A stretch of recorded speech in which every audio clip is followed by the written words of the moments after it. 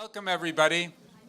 This is an amazing crowd. So why don't we just start with an applause for the people that came out tonight? This is amazing.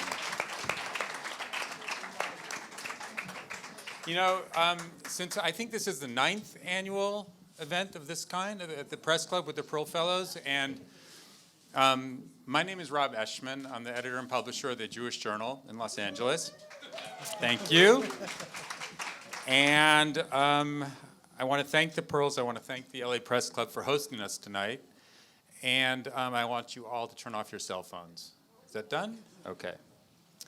So since we last met, the world has not in any great, vast way improved. There's been more terrorism, more extremism, the great humanitarian disaster of the Syrian crisis, and terrorism even struck here close to home in San Bernardino. So the spirit of what happens here once a year has clearly not permeated the world. The purpose of this evening, indeed of the whole Daniel Pearl Journalism Press Fellowships, is to bring light to a world of extremism, violence, and intolerance. But we're not here tonight just to talk about the Donald Trump campaign.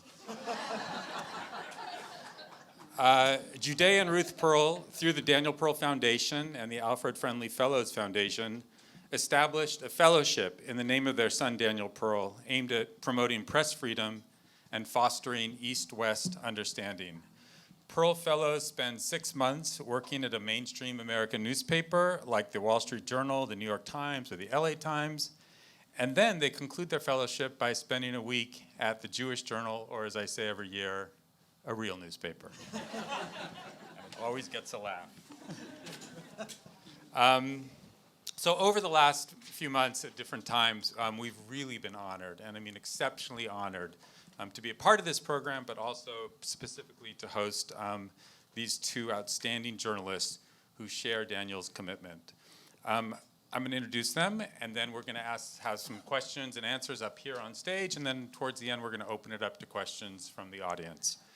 Let me start with you. Amal Khan is working at the Los Angeles Times. She's a feature editor at The Nation in Pakistan and was previously op-ed editor of the same publication.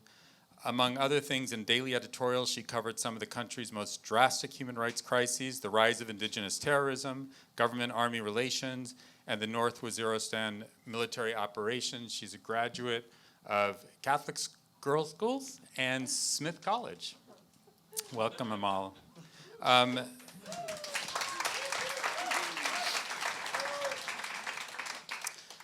Aoun Sahi, I think some of you will remember him. He was a press fellow in 2010, and he worked as a reporter for 5 months at the Wall Street Journal's Atlanta bureau.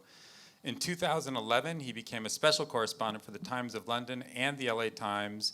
In Islamabad, he won successive journalism awards from the International Labor Organization, and he is currently editor and bureau chief for Channel 24 in Islamabad, as well as an LA Times special correspondent.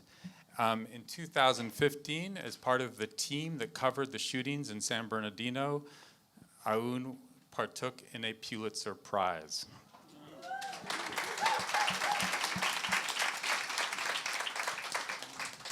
So really, you should be leading this discussion. I always like to start with your perceptions. I know you both have had experience now with America. You're not fresh off the boat. But most of your countrymen have not been here. And I wonder what they don't understand America that you see. Why don't you start, Amal? Okay. Is this working? Yeah. Thank you so much for being here, first of all. So America, while I was growing up in Pakistan, was just this enigma. And when I first came here, I had no idea what to expect. I think most Pakistanis don't realize how much Americans value family values. I think that's the first thing. We grew up watching Hollywood films, reading Sweet Valley. It's true. And, just never really realized, being here, how much that is the same. There's a parallel to be drawn between how much we value family back home and how much Americans value family. And apart from that, just the acceptance of diversity and the tolerance despite Donald Trump's campaign. I haven't yet met a single Donald Trump supporter. I don't know where they are. think they're just trolls on Twitter. I've never met them. But, you know, I'm always surprised. I continue to be surprised at how open and kind and tolerant Americans are of differences, and how curious. I think that's my favorite trait. They're so curious. Everyone has a question. Everyone genuinely accepts that they don't know something and want to know more about it. So yeah, I think that our idea back home of Americans kind of being arrogant or, you know, just being these, you know, just breaking all barriers of values or what, I don't know what we have. We do have a strange kind of perception of Americans back home being these hippies. But it's, you know, I come here and I see the world's most decent people, and that's a fact. And I continue to be amazed and humbled by that. So. I'll pick from where she's leaving. So it's basically it's also failure of American society, if I would say, not society, but at least the media, because we have only that very small window of Hollywood movies to understand American societies. And you are talking about Donald Trump. Look, somebody like Donald Trump who has so much money, who's raised in America, who's in this kind of society where some of the most decent people are living, and what kind of impressions he has about Muslim world and Pakistan. You know what he has done with that family who has lost his child for, you know, fighting for America. So this is universal. If we are Pakistani, yes, we really feel like Americans. They are the goons. They are the cowboys. They do this and they do that. But then it's only, you know, that small window of opportunity we have to see America. And then, you know, in our society, in our kind of country, you know, the problem is like our education system. It's not being educating people. Our state want to indoctrinate people, and that is the worst part. And we have already seen, I'm not saying Donald Trump, I don't think he was ever indoctrinated, but he has grown up guy. I don't know from how could, you know, he's running for the president of USA, and it's not only for USA, it's going to matter for the whole of the world. So if you have people like this, and you know, you have a privilege to call them nuts, but we don't have. You know, if it's a Donald Trump, you have a privilege to call him nut. But if somebody is a Pakistani like him, you know, you have a totally different kind of perception. And then this, you know, what does this headline media do? I was here back in 2010 when that guy, Pakistani guy, tried to blow up in New York. I was at Atlanta and I was planning to go to New York. My wife just made me a call and she said, don't go to New York because it's a dangerous city. And she was living at that time in Lahore, where you are having 4 or 5 terrorist attacks on daily basis. So this is how we are living in a world where there's so much information, but there's no perspective. You know me as a Pakistani. Back in Pakistan, if I would ask somebody, I would utter a few words like Jewish, what kind of images coming in your minds, you were really surprised. And those innocent guys who are being radicalized and who are being, thrown away from the mainstream by the big politics, and then the small politics using that big politics, and it's all complicated, as Amal is saying. We couldn't even explain to you what we think about Americans, because there are people like Amal, like me, like so many other, who really, know that Americans are really the great people. Let me follow up on that. What really forms the Pakistani impression of America? I mean, here we are, we're a country that gives billions of dollars of aid, military aid and other kinds of aid to Pakistan. We consider it one of our allies. Clearly, they don't return, the average Pakistani is not feeling the love. What forms their impression? Is it the education, like Aoun said, or media? Where is it? Yeah, I think it's a combination of education, media, and films. I remember seeing this awful action film, and I forget what it was called, but it's just the reinforcement of stereotypes makes people angry now. Well, you mentioned Happy Valley. Do American films and media, I don't know what the most popular TV shows are from America, but do they how do they affect perceptions? Do they make people aspire to be American, or do they turn people off to America? Well, I think a little bit of both. We still have that leftover awe of the greatness of America. People want to come here, people want to vacation here, people want to send their children here. There's still some belief in that American dream. But then, on the other hand, there's also a lot of bitterness when you have TV shows like Homeland. Has anyone ever seen that show? It's a terribly researched show. It's factually incorrect. And it's being gobbled up by world audiences. And that makes people in Pakistan very angry. You're depicting Pakistanis constantly in the same light, and everyone's eating it up. And unfortunately, that's what's informing the average American. And I think that makes people angry, makes people upset. And when you talked about the educational system, and in years past, that's always come up. Has it improved? Is it getting worse? I mean, what's this? What would you do, or what needs to be improved in the educational system? It's not getting Just hold the mic good. closer to you. It's not getting good at all, because we have so many parallel systems going on at the same time. You have almost 60 million, if I'm not wrong, like millions of students, like kids out of school. So it's not helping at all, and it's really going really, really bad, because there are corruption issues, there are governance issues, and then what we do, we always externalize our problems, and it's always good that even what's debate going on these days in Pakistan? There are a bunch of people, like there's an Islamic Ideological Council, which is a constitutional body. It has nothing to do with the constitution. So debate is going on that we should incorporate more Quranic verses which has message of jihad.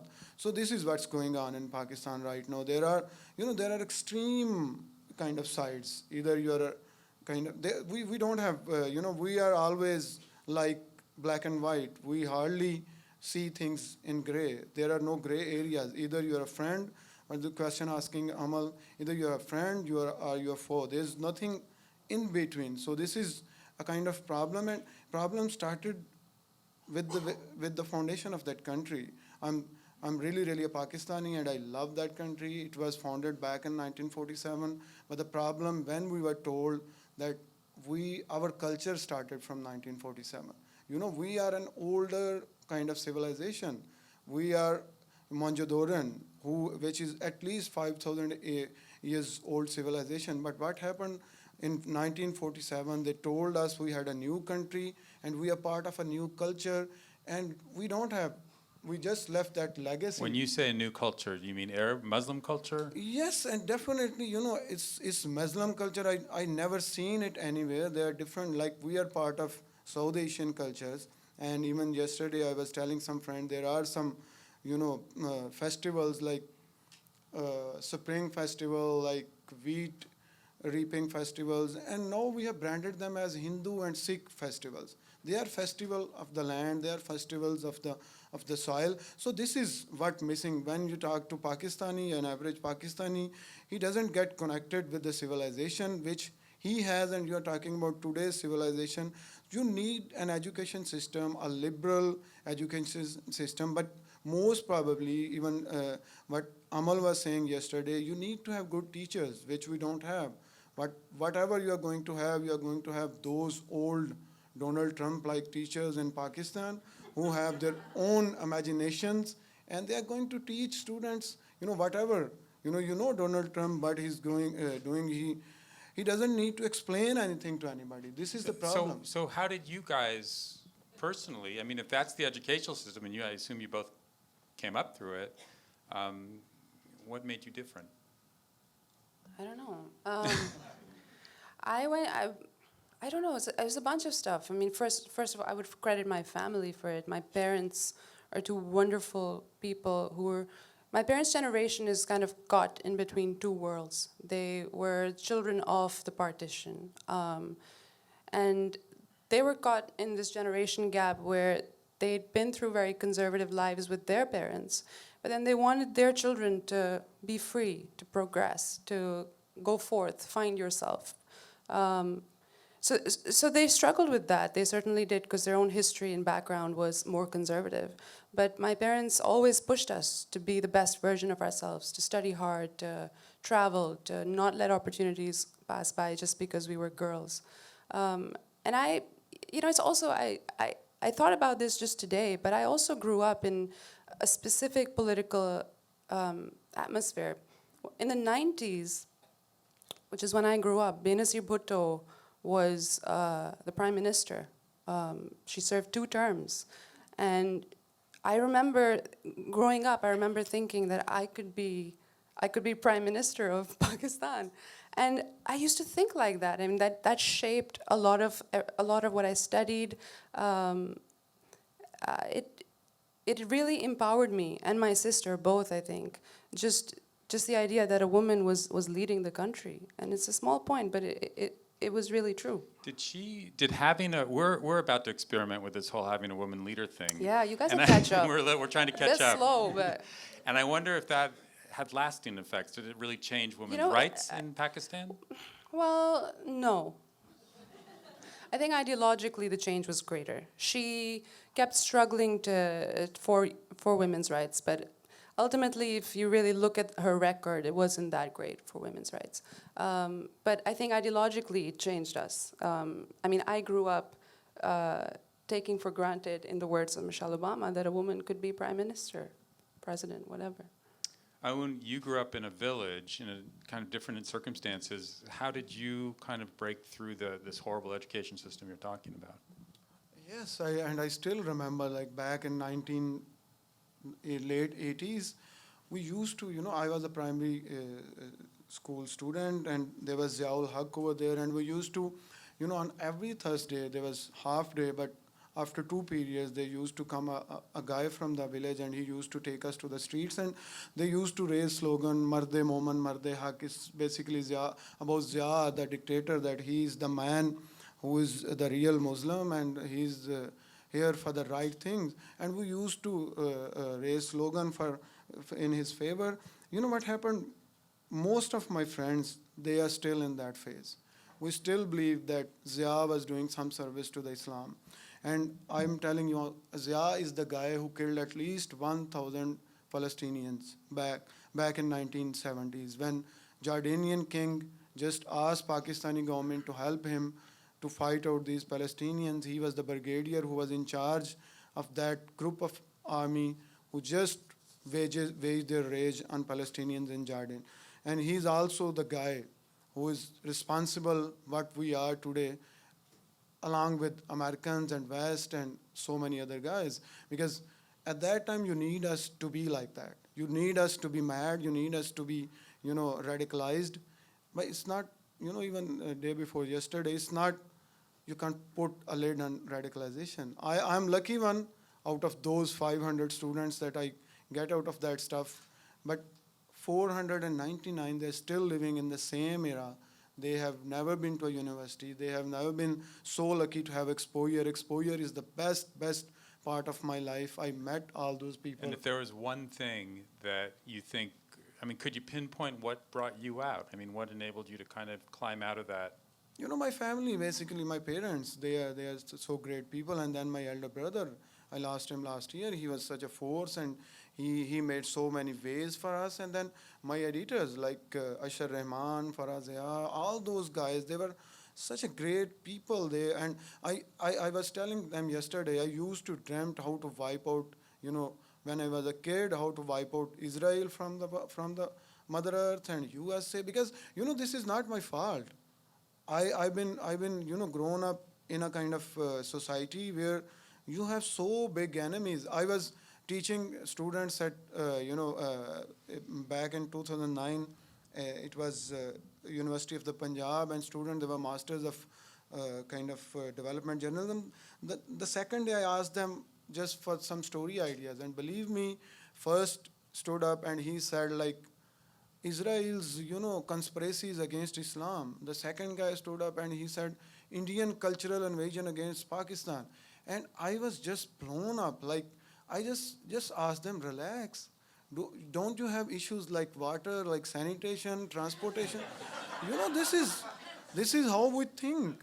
And this is how we have been made, not only by our establishment, but by the whole, like, American establishment. You know, it's our fault. Definitely, we are the first who should be blamed. We need to blame ourselves.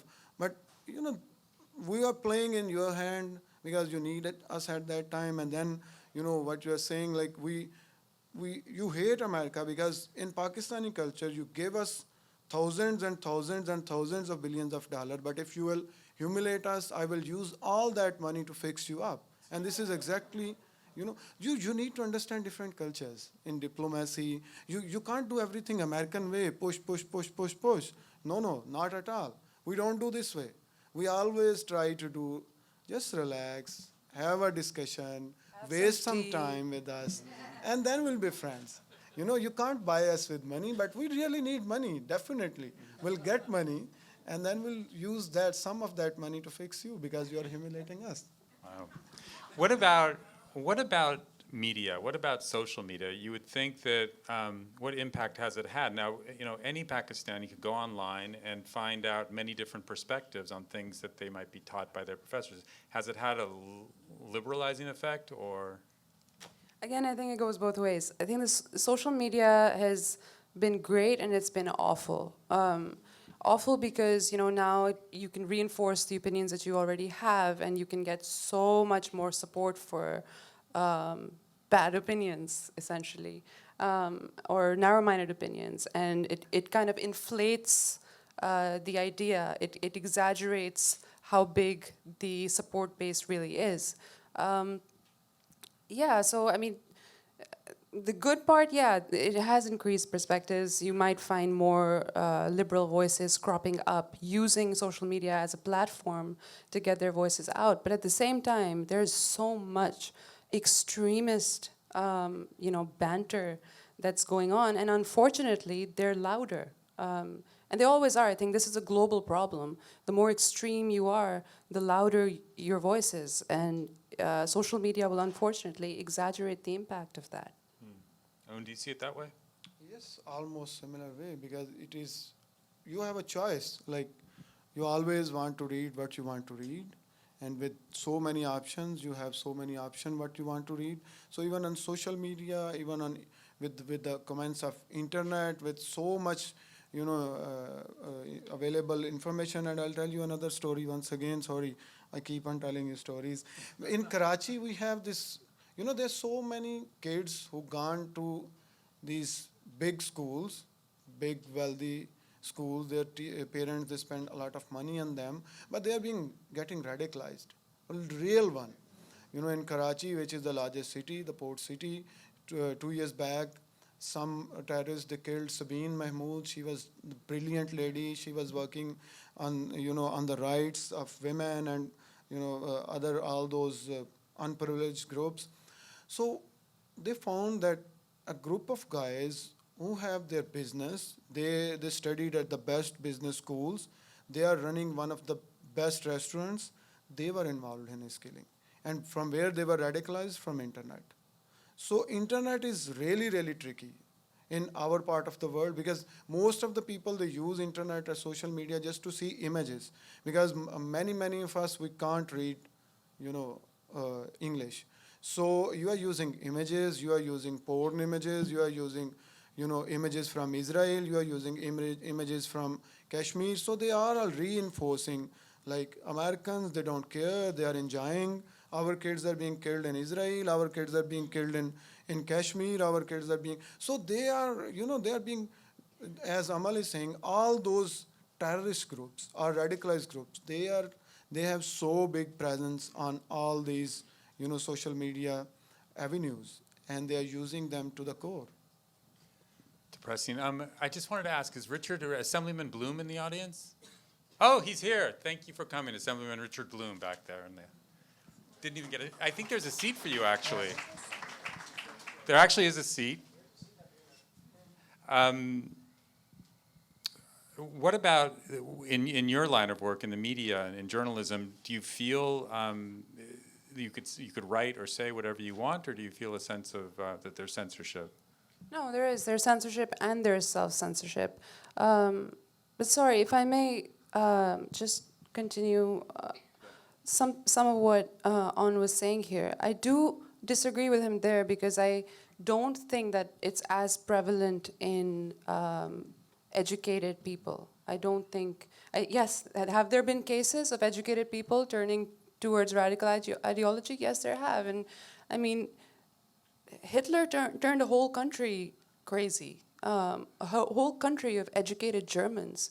He convinced them to do the unthinkable. So it's not impossible to radicalize educated people. But having said that, I think that the cases are very small within the educated population, which is why I feel that the problem is the lack of education. And even the people who have been radicalized and who are well educated, they're on the fringe of society. So it's a certain kind of profile that is usually able to be radicalized. It's not just any average businessman happy with his life off the street. That's not the way that it happens. And I don't think that we should think about it that way. It's far more complicated. But in answer to your question now, yes, it is dangerous. I realize it more so being here, how dangerous it is to practice open, free journalism back home. We have a lot of interference coming in from the government as well, but mostly from the military.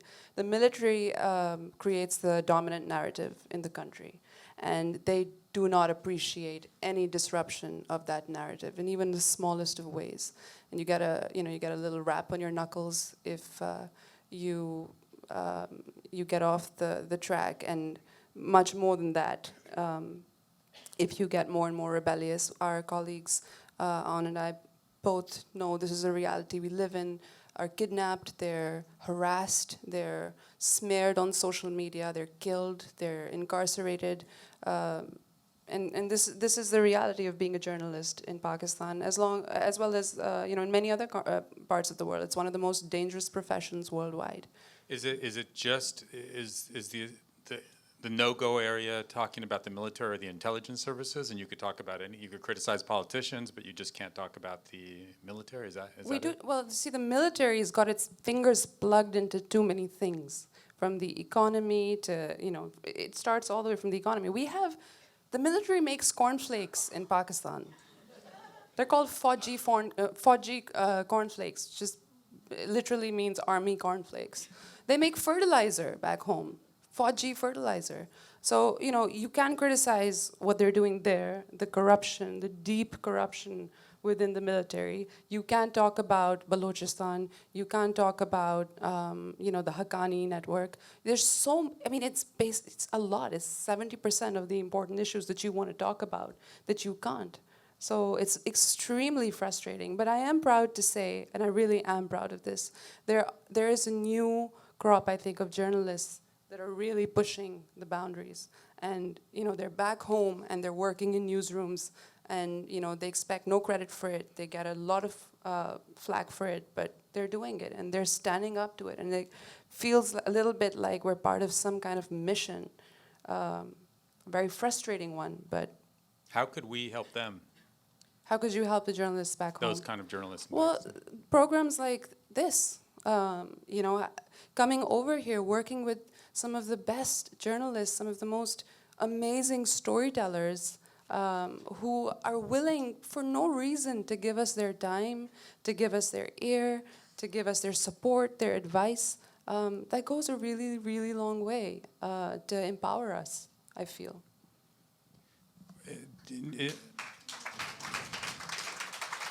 Aoun, do you see it the same way, that it's really those are the areas that you just can't touch? Do you feel very circumscribed when you're reporting there? Yes, I've been in this field almost 15 years, and I used to be very vocal. I used to write on all those issues. Even Ahmadis, they are a kind of we don't call them Muslim, but they're minority Muslim sect in Pakistan. We have already termed them non-Muslim in our constitution. So over the years, I really found it really tough to write even those issues which I used to write 10 years back. And self-censorship is really a phenomena, and it's not without a reason, because the Amal was saying people are being, with this social media, they're using social media to harass you. So this is the, and then you have peer pressure. There are people within their newsrooms, your newsrooms, who are very close to them, and they just come to you when they found that you're working on some specific story. They just come to you and they don't harass you. They just try to discuss it with you and pass on some messages which you know from where they are coming. So it's very complicated, and then we have almost 20,000 journalists in Pakistan.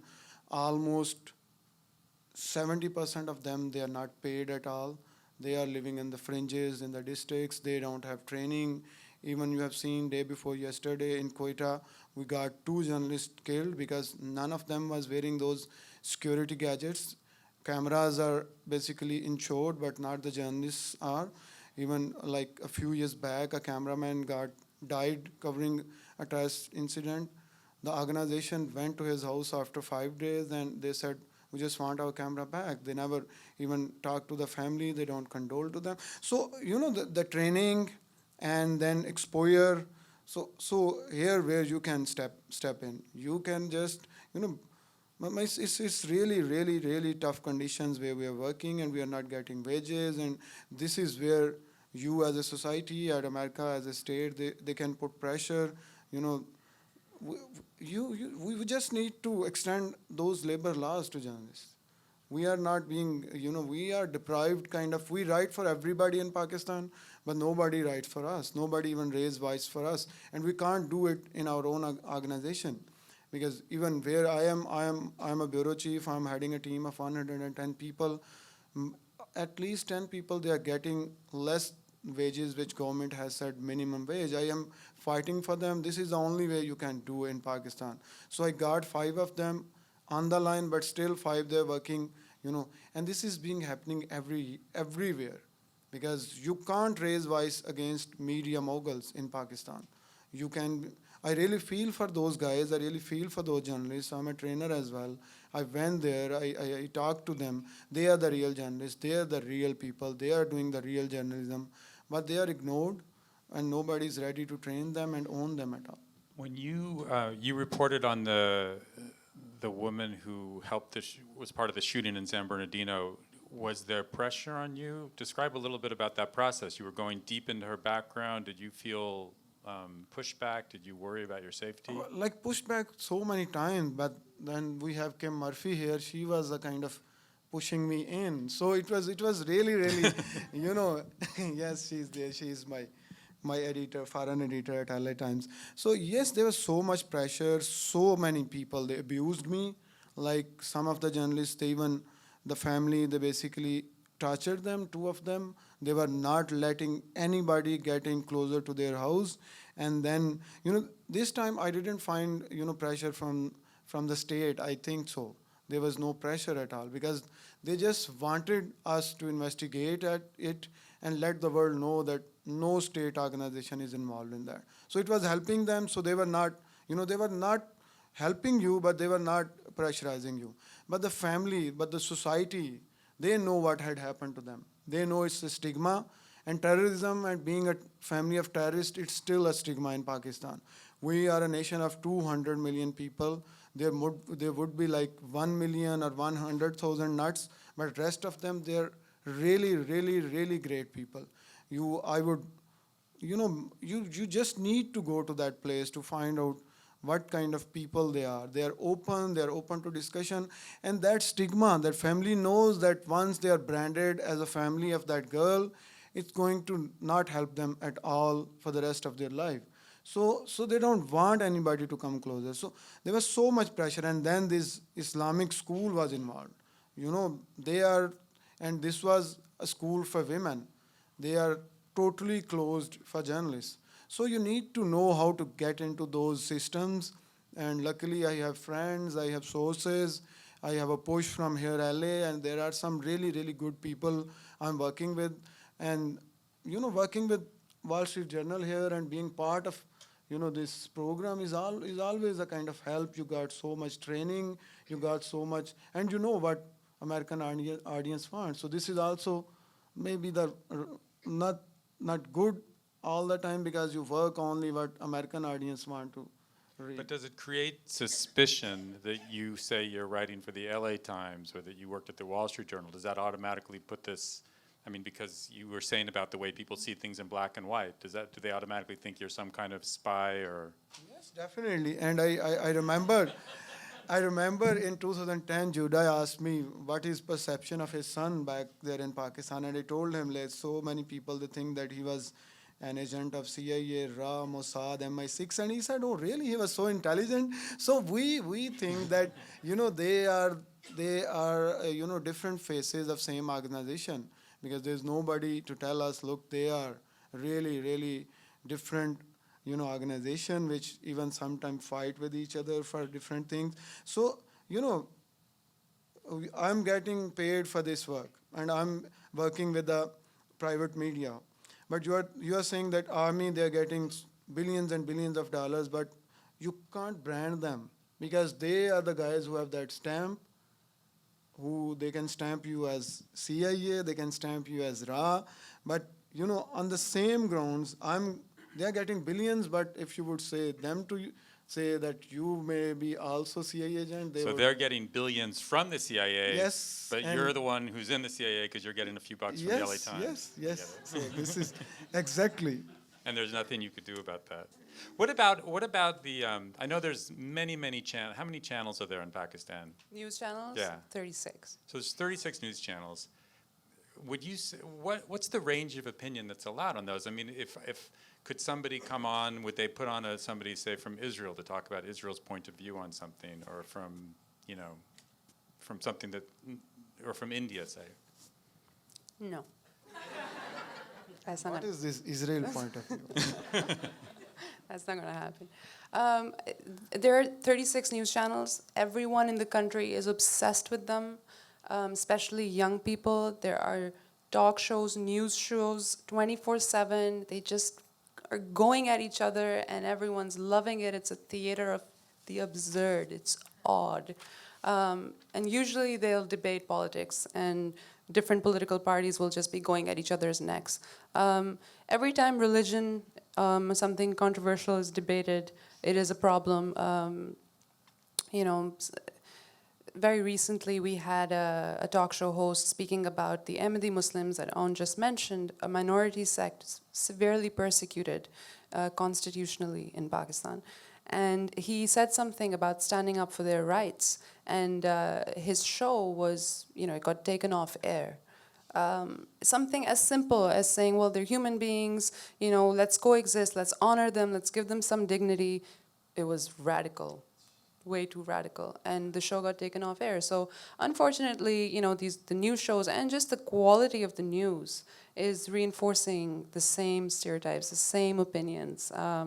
So TV is a bad place to get your education. Unfortunately, that's where most of our kids especially are getting it now. And it's the same in the print media, in the...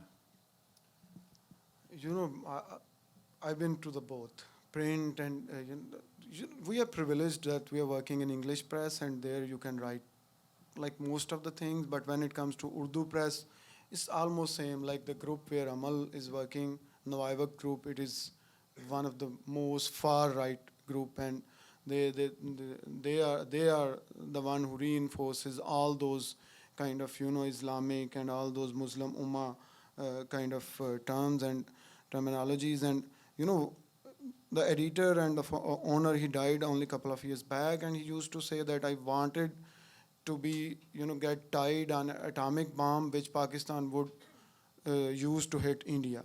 So this kind of guy he was nuts. Sorry, Amal. So so exactly the TV is, I call it circus because I'm part of it from last 13 or 14 months. It's really reinforcing the same kind of pro-establishment narrative. And she's saying that we have so many programs, and like all those anchors, 99.9%, they are being vet by establishment. If I at least vet by them, or they're being placed like it's a game of chess, TV, because you don't have avenues in Pakistan. We don't cherish arts. We don't cherish cinema. We don't have theater. So we don't have playgrounds. So what at the end of the day you have? You have this TV, you have this, and you need to glued there for hours and hours because, and then here they step in, they make even the guys who are in opposition like American, they are like the Americans play. Even the opposition is their own. It's the guys who are opposing them on those TV shows, they are the one who's being, given instructions from the establishment.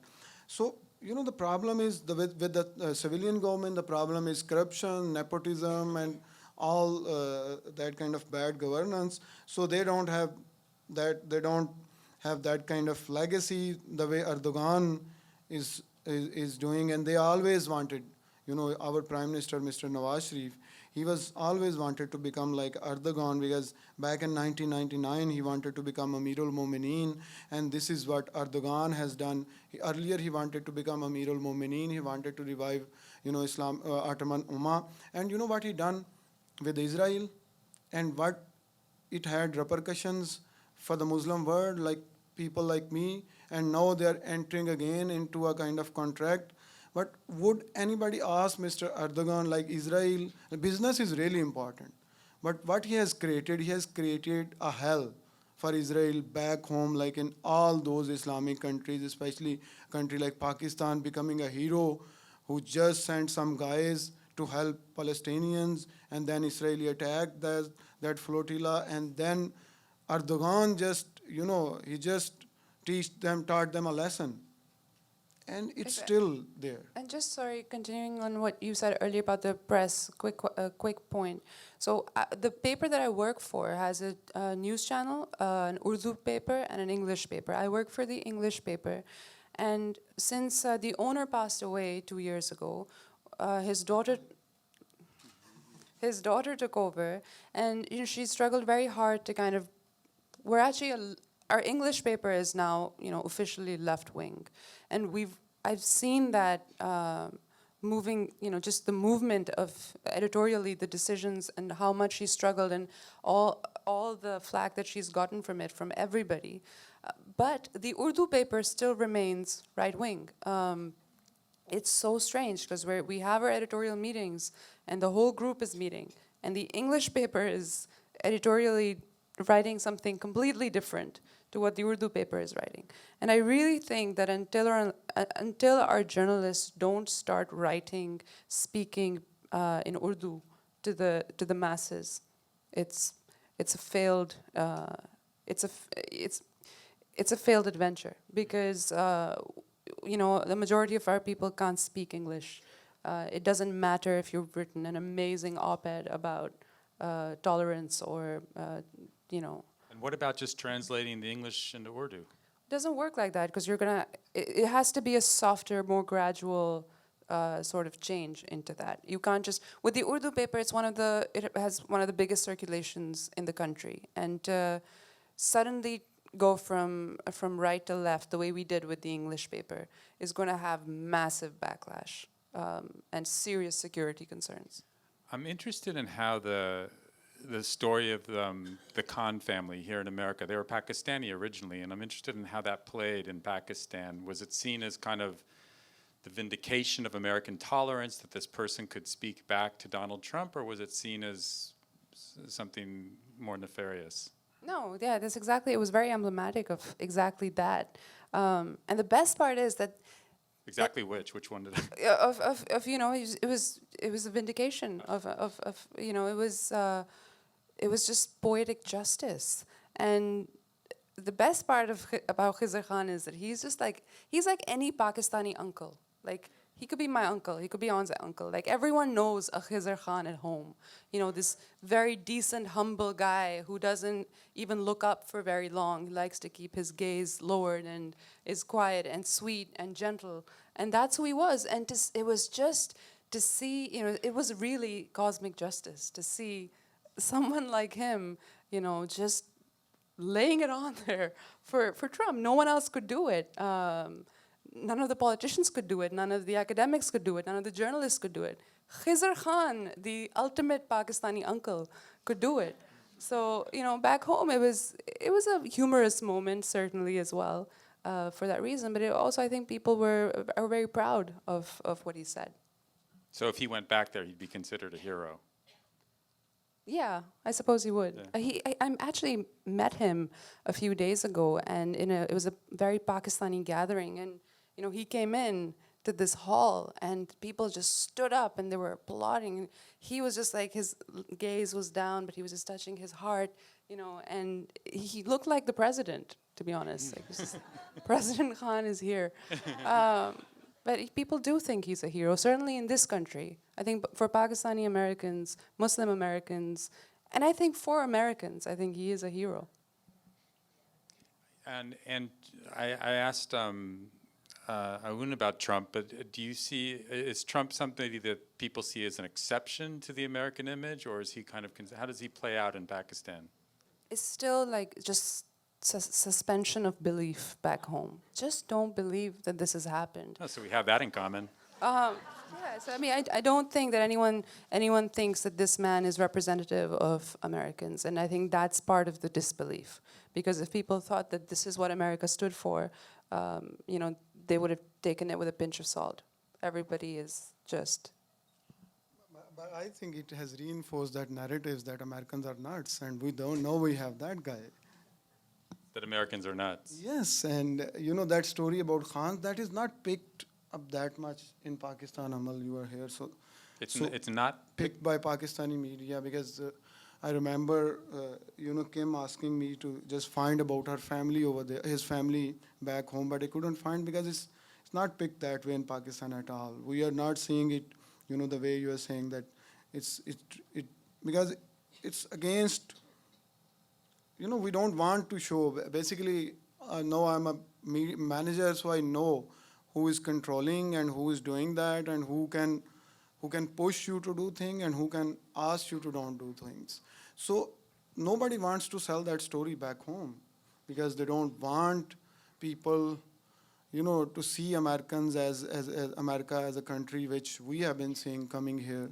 So somebody everywhere, it's global, controlling information, which should be coming to different countries and all those images. But yes, it's being picked on internet, it's being picked by educated lot, but I don't think I've seen even a single Also, I story in mean, Urdu press. Why should they care? He's an American hero. He's an American. Humayun Khan was an American. Yes, he's not. yes. These people are, which is what they're trying to say. Yeah, we were born there, but we're not Pakistanis. We're American as anyone here. So, why should it be a big thing in the press back home? I don't take issue with that. He's an American hero. He should be in the American press, and he is.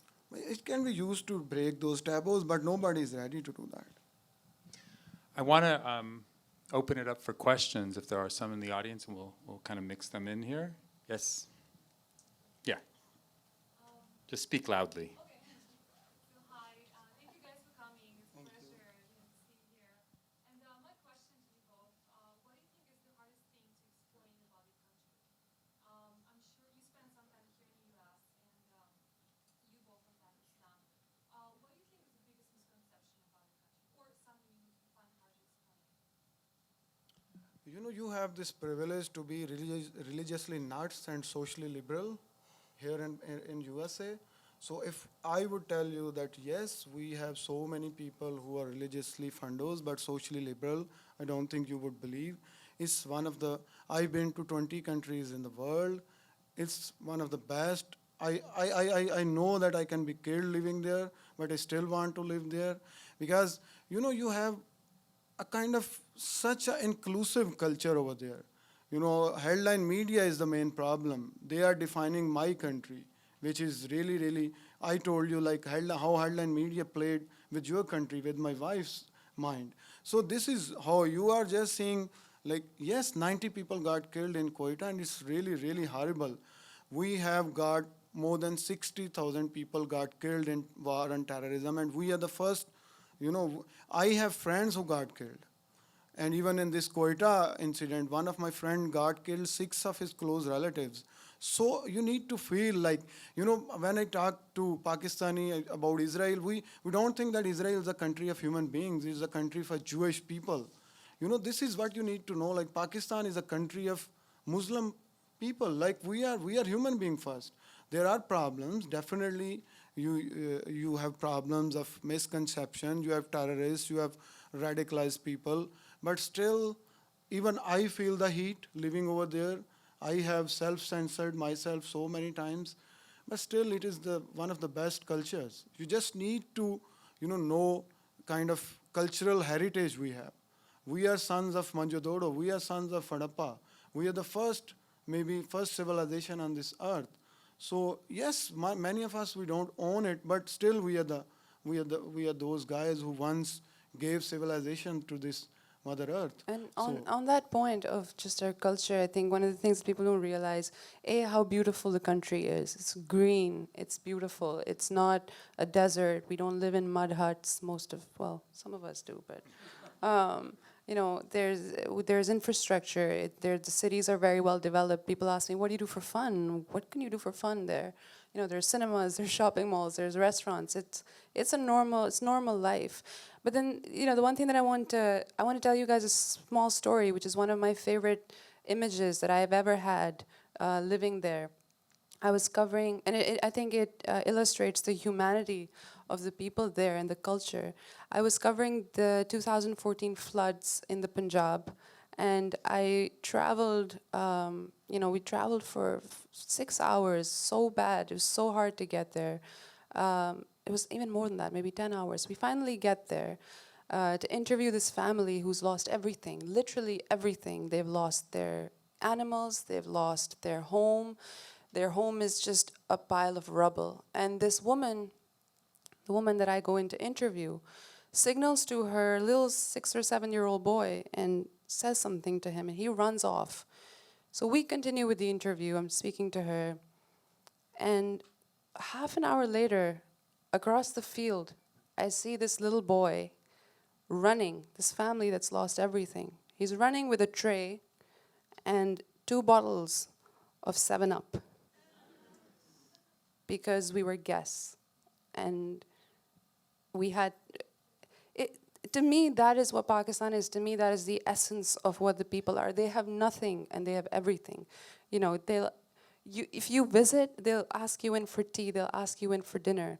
And it's really the humanity of the people that I've seen, and I've traveled all the way up, to the China border. It's remarkable, and I have not seen it anywhere else so far. So, come to Pakistan. It's funny you say that, because I think if you asked Americans what their impression of going to Pakistan is, or Pakistan, the first word that would come to their mind is dangerous. Yeah. Is it dangerous? I don't think so. Statistics would say otherwise, but it is. I mean, it's a big country, right? So the media will pick up on the bad stuff that's going on, and it is going on. There's no denying that it is. But by and large, life is going on as usual. Our children are going to school. Our cinema is up on the rise. There's development going on. There's investment happening. So it's a normal country, unfortunately, going through some extraordinary circumstances here and there. But life goes on as usual, and it's beautiful. And I could not live anywhere else. It's my first love, and I think will remain so. We visited India 13 years ago, and what you're describing, that's what we felt in India, actually. Imagine that now 10,000 times better. Because we visited the remote villages in the north, and the kids just amazed us. They were sitting on the floor, all of them spoke English, and they were so interested in everything that's going on and things like that. And the people were very loving and all that. We fell in love with India. Now, at the time we were there, Don't there tell was us. the game between Pakistan and India. Oh, it was a cricket game? Yes. Yeah. And all of a sudden, everybody was together, like the Pakistani and the Indian, they were Yeah, yeah. It's a real war, a cricket game. They were together, About and yeah, another it's a question? fun rivalry. Yeah, yeah. Yes, sir, back there. Do you have any sense here of danger or foreboding what you say and write here in the United States, or speak at a lecture for the military? Did everybody hear that? Yeah. Do they feel, is there any added danger to them to be speaking out in America, or even to be associated with the Daniel Pearl Fellows, or, God forbid, the Jewish Yeah, Journal? I mean, I do. Oh, God forbid. Yes, in answer to your question, actually, my fellowship director and a great friend who's helped us through is David Reed. He's right here. He's standing back there. He knows this. At one of our speaking sessions, I spoke against the military, and that clip was used online, and I actually had to call him and tell him, please remove it immediately. It could have serious repercussions for me back home. Yes, we can't speak this openly, but you know, it might. I think it's a risk worth taking to have our name attached to great publications like the Jewish Journal, or you know. Yes, there's a risk. If someone wants to turn it against us, they surely can. But I think that's a risk I'm willing to take. Did you face any, after your pieces in the LA Times on the shooter in San Bernardino were published, did you face any pushback? Did you get any threats or anything? No, not at all. It's really very strangely amazing country and amazing culture, and I couldn't even we will be contradicting our statements as well, because we couldn't explain to you what kind of people we are, what kind of situation we are living in. Yes, it's a dangerous country. It is as dangerous as for you as for me. So it's not that it's dangerous only for you, but it's really beautiful country, good country, and we can enjoy it, and we are enjoying it. It's we are 200 million people, and if you see all those big gathering of 60-70,000 people, they make only 0.001% of population, but those images are used to show us a kind of nuts, a terrorist, radicalized. Yes, we have a good population radicalized, but we are talking about San Bernardino shooting, and that girl, most of these schools, like the Islamic schools and madrasas, they don't teach violence. What they do, they take you very close to that red line, and this is what exactly we have also wrote, where it becomes your personal decision whether to take life or give life. And only, I think, 1 in 100,000 or maybe more than that, they react the way that girl reacted, and she was kind of educated once again, and she was from a very privileged background, and she was living in Saudi Arabia, and then over there in Multan, and then she came all over, and she already had plans when she came to Pakistan, because I talked to one of his cousins, and we quoted it. I was privileged one to get his cousins as well speaking to me, and he said when she was going to USA, she said she's going there to get something big, and they thought that she's going there to get some PhD degree or something like that. He said, today I could recall what she meant. So, it's happening. Everything is happening there. You have really bad guys over there. Yeah, 200 million people, you're going to have a lot. Judea. I want to ask you about Israel. And I want to ask you one non-embarrassing question. Ask embarrassing ones. No, not embarrassing. I'd like to protect you. I would like to have two facts. Fact number one, among your readership, the English readership, what percentage, you think, believe that Israel has a right to exist, historical right to exist? That's question number one. And question number two is, if there is a percentage, non-zero, absolute, of people who really believe that, what is their argument? What is the rationale for them believing so? And how do they attempt to convince the other side, which I assume is 99.99? How do they attempt attempt to convince the other side of their position. The two factual questions. I just wanted, Israel, even in our religion, is mentioned in the Quran. So, you know, yes, I don't know exactly what percentage figure I could give you, but I would believe that it was overwhelmingly in the majority, that people would believe that Israel has a historical right to exist, because if they're practicing Muslim or if they've read the Quran, then they know that Israel existed far before the advent of Islam. So, you know, we have to believe that by default.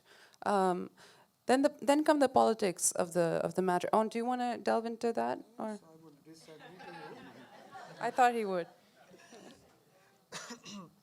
You know, she is talking about the nation Israel, which we even in Quran we have a big surah, and Israel, Jewish people, they are very much figured in Quran, and then there's a perception that they could never be friends. And you know, Judah, you remember I asked you a question last time. I asked you, you are sitting in America and this land belongs to some red Indian. What happened if somebody from that family come Native back American.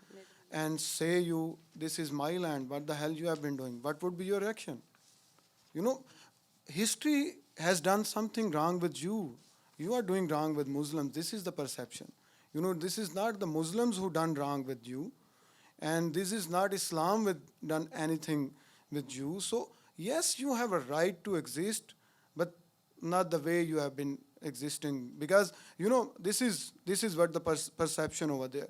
The kind of images we are getting, like you know, young guys, infants getting killed in Israeli attacks. So this is not helping at all. Not at all. So yes, there are people, and there is a debate going on in Pakistan that we should engage with Israel, because this is a reality now. We will like it or not. There are people who believe that this is a reality. You know, we don't want even India to exist. Is this matter at all? You know, this is the reality is that India is there, is kicking and living, and we don't want even USA to exist. You know, we just want Muslim Ummah to exist. Does it matter at all? So just we need to, you know, there are some people, there are some thoughts going on, and people, they really want to engage with Israel, and we can use these Turkish and Saudi examples. This is the best time to sell Israel in Pakistan, and I think some people, they should try, they should come over and they should talk. You can talk about Israel these days with the relevance of Turkey and with the relevance of Saudi Arabia. They are having those big agreements with Israel. Yeah. So, you know, just common people, they just need to know that, you know, we think Israel as an enemy of not only Muslims but Arabs. But Arabs, they are having agreements. Nobody is decoding that information for people back home. So somebody should try to decode that information. I have told you what Mr. Erdogan has done. Once he became a real Muslim warrior, Salahuddin Ayyubi of the modern times, and now he's playing again, he's going back to Israel. But nobody is decoding to that it's all about politics, big politics, business interests. Whether we want or not Israel to exist, it is not, it But, doesn't you know, matter. it's also not unheard of. As early as, you know, 2005, Musharraf was opening up diplomatic channels with Israel. So it's not unheard of, and it's not that it's not possible, and it's not that there's no support for it. There certainly is. Otherwise, he wouldn't have been able to do that in 2005. But you know, it was a movement gaining momentum, and it was cut short. But it was there. It existed. So I think that it's, you know, like Anna is saying, yes, the politics of it and the emotions run very high, and that clouds a lot of sound judgment. But you know, certainly there is a support base, or just a base of people who, of course, believe that Israel has a right historically to exist. And the way that it exists right now, yes, that's something that most Pakistanis will take issue with. And last thing, what I was saying, that we perceive that Israel is a country of Jewish people. You just tell Pakistanis that you need to find a way to tell them, look, we are also human beings like you. This would really help. Maybe a couple more questions? Yes, sir. Yeah, a question about image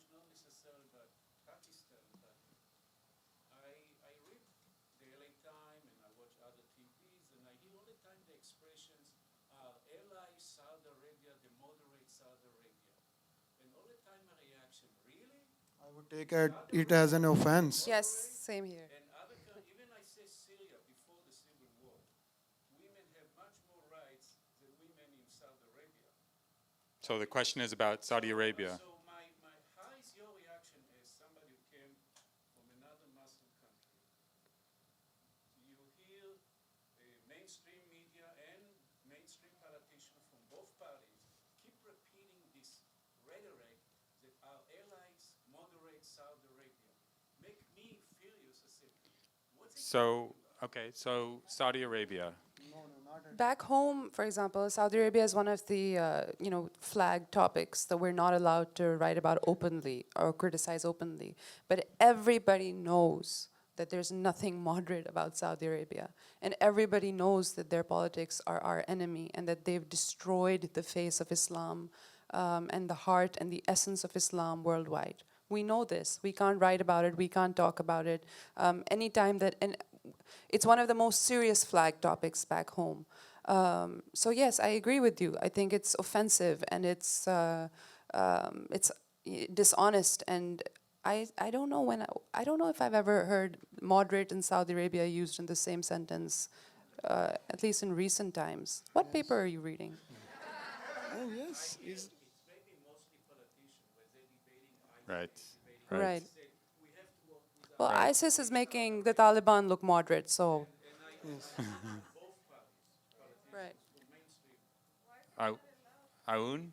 No, I would take it as an offensive. Whosoever has been, saying that we are moderate Saudi Arabia, he needs to know that we are a country who has a culture. We are a country. We're a country of 200 million people. We have 15 to 20% Shia population, and they are excelling like anything. I'm a Shia myself. There's no bar at you. My wife is a Sunni. We are living in a real, not a good relationship, because with wives you already, but we are living really, this has never been a kind of point of kind of even argument. Saudi Arabia, our small state used to fund their Hajj 50, 60 years back. They have chemicals, and this is what made them important, nothing else. They don't have history, they don't have a culture. We still call them Buddhus, which is kind of very close to, ignorance. So most of us, we don't even like Saudi Arabia, I'm telling you honestly. And I'm just making that strong statements, but it really I felt hurt when somebody asked call Pakistan as a moderate Saudi Arabia is such an offensive statement. You need to come to Saudi Arabia and then come to Pakistan, and then you find the difference yourself. So these big politics, yes, they are using us and we are being used, and this is our problem mostly. We shouldn't be used at first hand. Saudi Arabia, they have tons and tons and tons of money, and they are trying to export their ideology to Pakistan, and they have been funding some terrorists over there, but that doesn't make them kind of parallel to us. We are, and we will, and we have never been to parallel to Saudi Arabia. We have Benazir, she is talking about, and we have Fatima Jinnah, starting from like the lady who was sister of Muhammad Ali Jinnah, the founder, and she was one of the major force behind Pakistan. And where Saudi Arabia, have you ever listened about a woman from Saudi Arabia? Do you even can recall a single name from Saudi Arabia? We have Bhutto. Do you know any big politician from Saudi Arabia? We have Monjodoro. Do you know anything from Saudi Arabia like that? We have women like Amal. She's sitting here. We have women who are driving cars from like 1970s, and you are saying we are parallel to Saudi Arabia? No, not at all. Hold on a second. Does Saudi Arabia fund the madrasas that you're talking about? Yes, they do. They yes. do. When John Kerry called us, kind of moderate Saudi Arabia, it seems that he has failed to understand that state, and this is the failure of American establishment who are funding us from last 70 years or 60 years, and they don't know. If I am going to take it as an offense, do you believe our, military and how they are going to react? So this is a humiliation, which you are saying that we are moderate Saudi Arabia. So this is, a diplomat should never use this kind of language. If he is using, this is his failure. This is not fault on our part. Last question.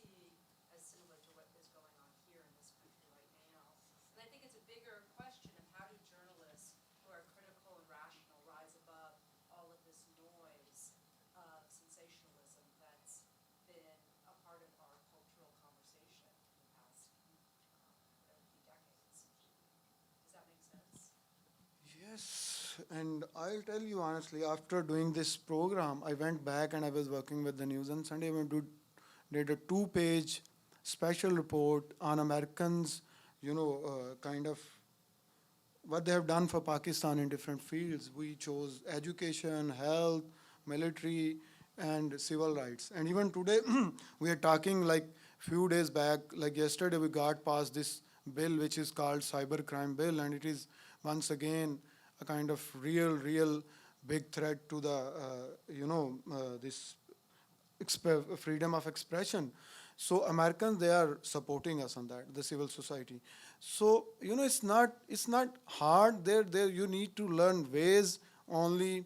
I hope I'm answering your question what you are saying, but it's not coming like we have people like Umar Chima, and he was a former fellow, and he's a kind of flagship investigative journalist in the country. And this fellowship program, I think, contributed a lot to make him a good person and a good, journalist. And the same is the case with me. And now, whenever, because I'm also going to those TV shows, and even Umar is going to those TV shows, and we whenever somebody asks us about America, the first thing come in our mind, like Judah, Ruth, David, Kim, people like Jewish Journal, the real. So it's tough, but we are doing our bit. This cultural exposure is one of the best thing happened to me through this program, and I was basically the best part. I landed from the top among those families. Doors were open, and even I'm living with Chris and Corey, and they don't lock their doors. It was a kind of cultural, shock for me back in 2010, but now I'm totally, it's like open for everybody. Their house is open for everybody. And so as America is open for everybody. You are talking about those parents of that guy, and you have so many examples that people who came from Pakistan and made their mark here. We just need to sell these stories in a very intelligent way, and we're still learning how to sell those stories. And I hope one day, with the help of these kind of programs and these kind of engagements, we'll come up with some kind of solution, definitely. And just very quickly, the rise of sensational media here is run side by side with the closing down of, the investigative side of journalism. You don't have that anymore here. But back home, we can still do that. In fact, the paper that I work for, when I get back, I was speaking to the publisher, but we're actually going to open a small investigative department. And I think we're almost driven by our tragedies. There's so many of them, and they're so heartbreaking. There's so many real stories to delve into. For journalists who want to rise above the sensationalism of the news, it's very possible, and it's very accessible. And yeah, that's the hope. Once, we already have the Center for Investigative Journalists in Pakistan has already been opened by a Daniel Pearl Fellow.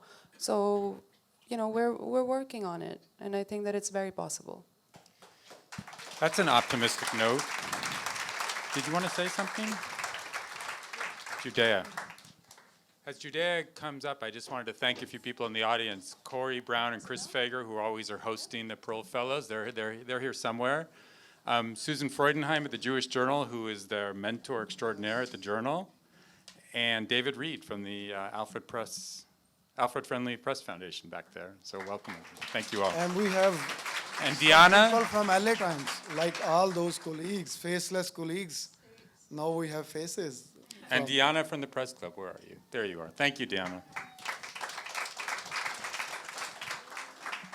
Well, thank you all for being here. This is, I think it's about 13 or 14th counting encounters in this little theater.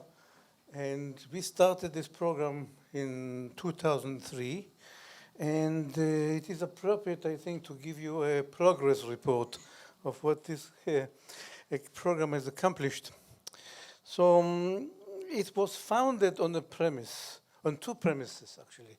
First is that the misinformation is the greatest obstacle for peace and for the fight against fanaticism and terrorism. And a corollary of that would be that journalism, or that empowering a journalist, okay, constitute a very effective way of introducing information. Because each one of you has 100,000, maybe 200,000 readers, okay, so it has a natural amplifier within it. We had so far 22 fellows going through the program. 11 came from Pakistan. 4 came. Thank you.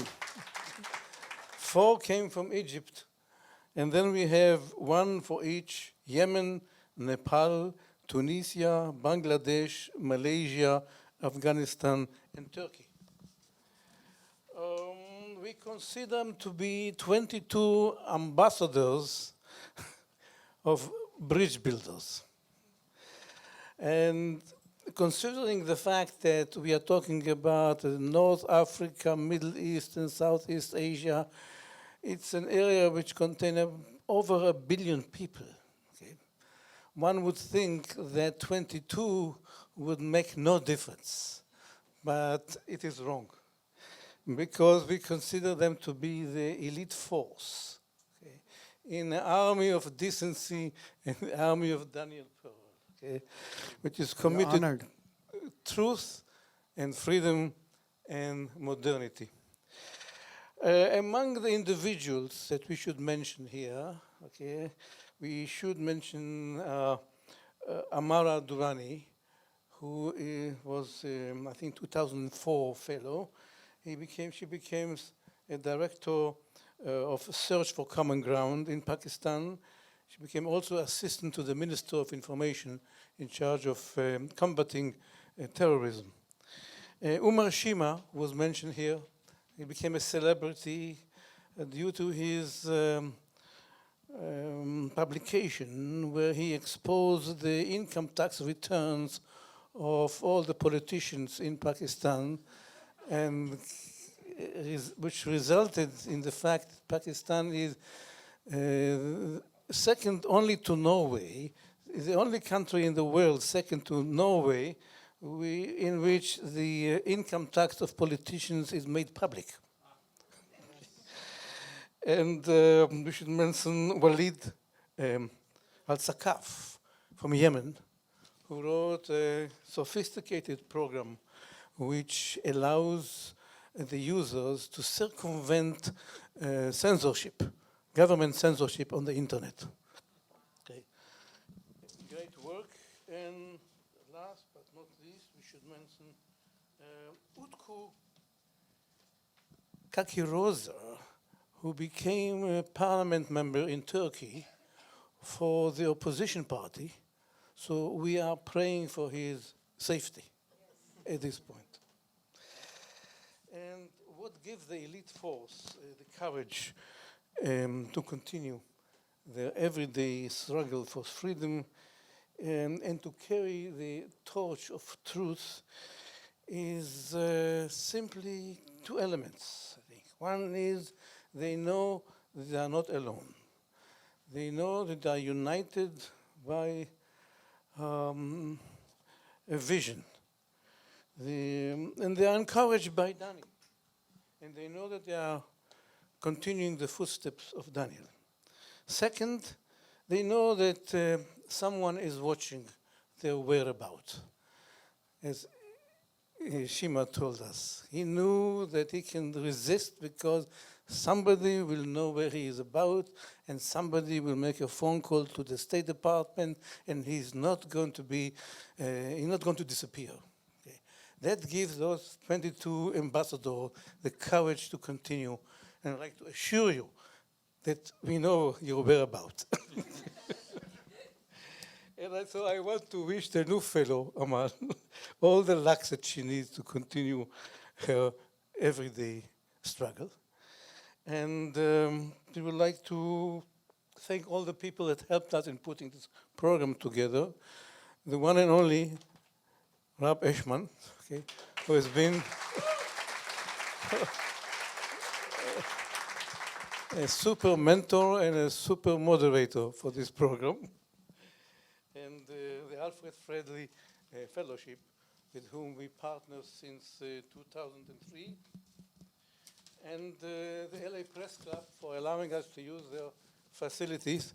It's always great to come here and see the name of Newton and Charles Darwin and David Hume. So you know you're entering a civilized place. Last and not least, we should mention Chris and Corey for opening their home to so many of our fellows and serving as their mentor and as the extended family. Thank you all for being here. Thank you all.